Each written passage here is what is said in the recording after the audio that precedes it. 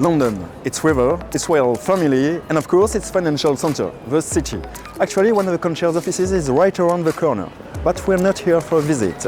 Today, we are meeting with Arthur Breitman, the co-founder of Tezos.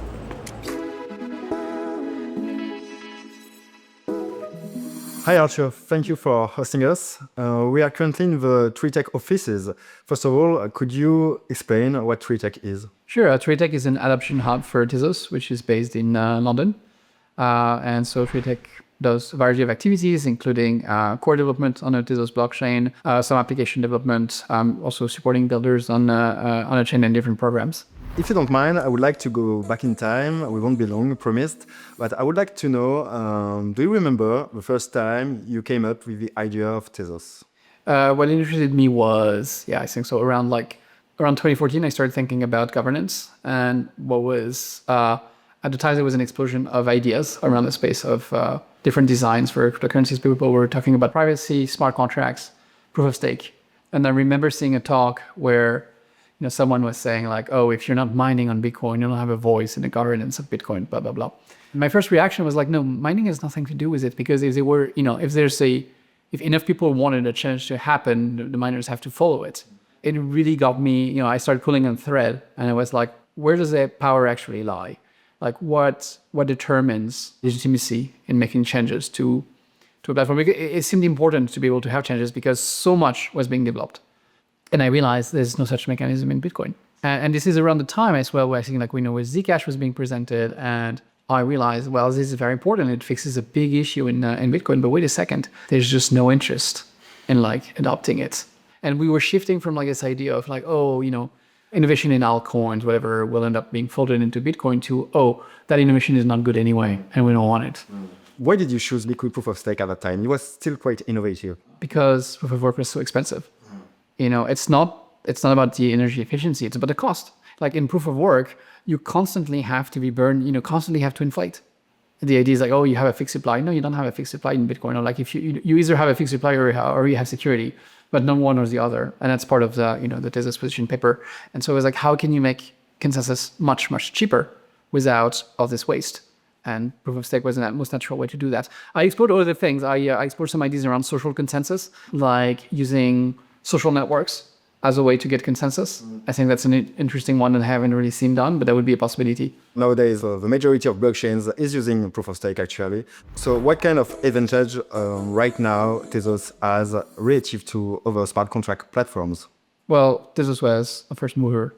There were a few other things. There were peer coins, which didn't really work. There were other systems based on delegated proof of stake, which were quite centralized. I think this is the first real proof of stake with slashing and all that. So, Tezos was the first at doing this. It's also the first at doing a lot of other things, which right now aren't necessarily as visible or as sexy to people.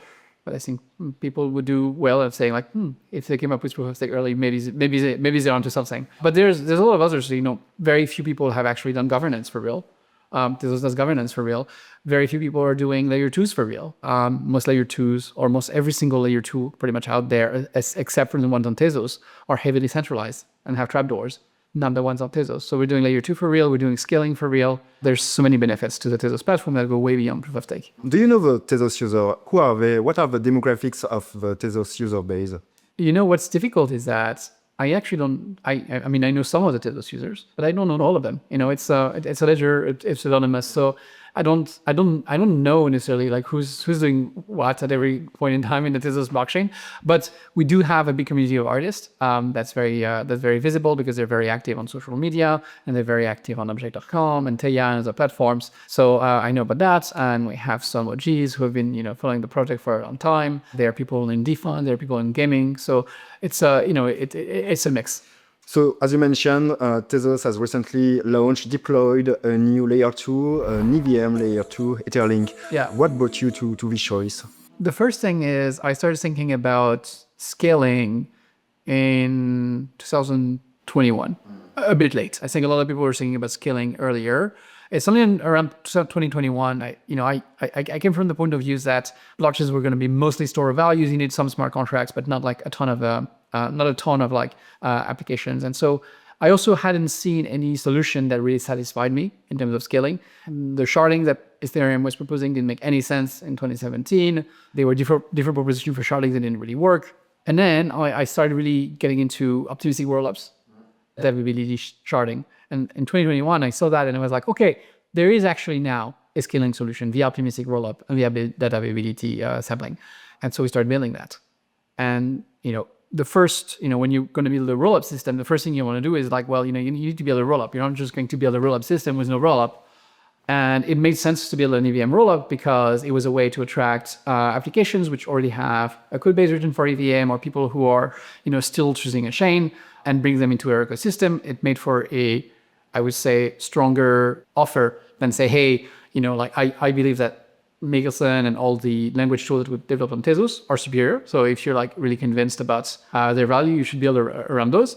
But a lot of people may not be willing to take that risk. They don't want to take that chance. They kind of want to be doing what everyone else is doing. So, it was both a way to build our first L2 and two, bring EVM compatibility to Tezos. I think that right now there's over 50 projects building onto Etherlink. Yeah. What kind of applications should we expect from this layer 2 in the coming month? A lot of the early pushes around DeFi. So DEXs, lending, there's some meme coin applications. We have some around, we have a few around NFTs and then a few around gaming as well. Should we expect Etherlink to attract liquidity from Ethereum layers 2? There's so many. Do you expect Etherlink to take some shares from this competition? Yeah, it's difficult. And it's difficult in particular because there's currently a playbook that everyone is running, which is you launch a new layer 2. You have a company that sits on 95% of the token. You publish a pie chart where it looks like it's not that much because you just slice it into market making and liquidity and team and community and marketing and all of that. But you still own 90% of your token, and you just give a giant amount to attract liquidity. You get some for a while and then it dries up. So it's very difficult to get sustainable liquidity in this ecosystem. We're trying with an approach called Apple Farms, which is actually launching today, I think, or tomorrow. So that should bring some liquidity. And then I think you want to be a bit strategic about it. Focus on assets that maybe you don't have on other chains that are attractive. Focus on concentrating on a few pairs as opposed to going very, very wide so that you can have those pairs. But I also don't want to play the game of purely looking at a metric just for the metric, saying there's more TBLs, there's more of this, there's more of that. Liquidity needs to serve a purpose. And the idea is if you want to launch a coin on Etherlink, there will be liquidity. I think of it as not the end goal in itself, but critical infrastructure for people who want to be able to launch a coin on Etherlink or do something, or launch a project there. What kind of impact could Etherlink have on Tezos token itself? I mean, the thing is, unlike all of the layer 2 launching on Ethereum, who basically have, they're going to have holders and they're going to have entities who are not necessarily aligned with the success of Ethereum. They're more concerned about the success of their own L2. Etherlink uses Tez token for gas, for everything. So it is really an extension of the Tezos network itself.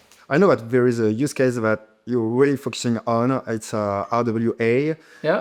Tezos is powering a platform where you can buy and sell uranium. That's right. What kind of demand do you see for this kind of use case? Oh, I think the tokenization use cases have been with us for a few years, and there were a few tokenization projects on Tezos in 2019, for instance. I believe that for the tokenization project to be a big success, we need to match the demand from the people who are on these platforms. And you want to pick a big asset class so you can have a lot of liquidity, as opposed to a bet where you have 20 different tokenized projects and none of them have necessarily liquidity. So not necessarily long tail. You want something big, and Uranium is big. Everyone's heard of Uranium. You want also to tap into something where there's not a good established marketplace. So people have tokenized gold. It's big assets, but there's so many ways you can buy gold. Uranium is there was just no way. You couldn't buy physical uranium unless you had $4 million laying around. So you basically it's one place where you can buy physical uranium. It's on Tezos Etherlink, and it's a big market. And also, I think it's an asset that's interesting. A lot of people who buy cryptocurrencies, essentially what are they buying? They're buying a technologically flavored commodity. Well, uranium is a technology-flavored commodity. So I think there's a match in terms of interest from the audience. And I also there's a big future in nuclear energy. It was already in the cards because of changing attitudes, like generational attitude around nuclear power have changed a lot. In the 60s, 70s, there was a lot of, and then, 80s was accidents. There was a lot of pushback against nuclear power for non-proliferation reason as well.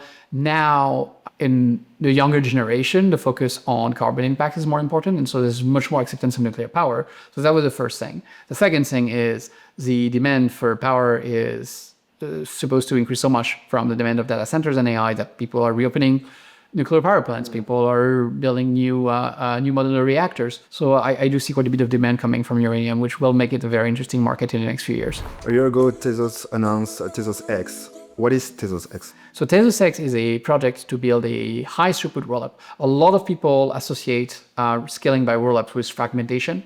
They think like, oh, you're either like Ethereum where you have 50 layer 2s and it's a horrible mess for users and they're all disaligned, or you like Solana and you scale your layer 1 and it's easy. And you don't have to do either of that.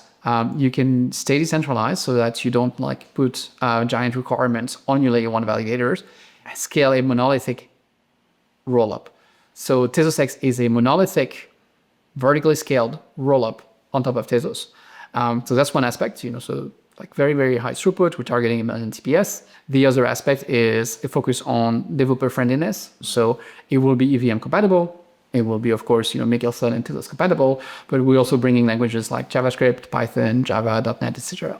Arthur, being great technically doesn't always bring successes. We have so many instances from the past. Tezos is great technically.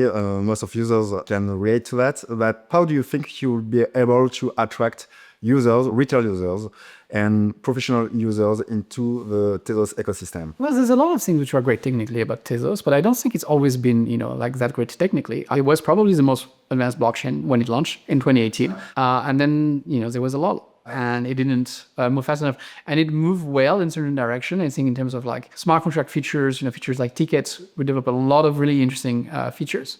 But at the same time, we were not responding to a lot of other demands around throughput, around latency, that were more important to the market. So I think, Tezos fell behind in 2019 and 2020 from a technological point of view. And there was an enormous catch-up work to be done starting in 2021. And, now we're catching up, but it took a while to turn it around. So I agree with you. It's not just about the technology, but I don't think the story of Tezos is a story of like, oh, great technology, lack of adoption. There's been some really great part of the technology, but it's been insufficient in many respects. And so like addressing those gaps has been very important.